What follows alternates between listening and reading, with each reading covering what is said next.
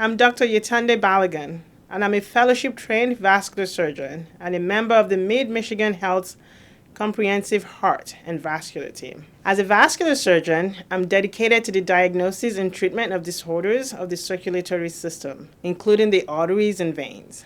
I was attracted to the field of vascular surgery because the patient population is very diverse. I also enjoy the technical aspect of vascular surgery. My philosophy of care is simple. Do your best every time for each person.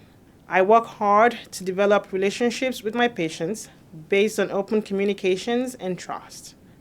I love getting to know them and feel that this is an essential part of providing quality care.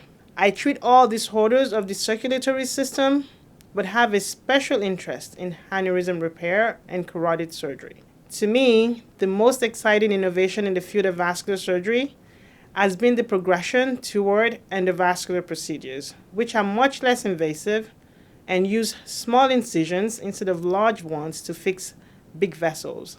The most satisfying aspect of my work is having the opportunity to save lives and limbs. Each of my patients' health is my priority, and I make sure every patient receives the best possible care.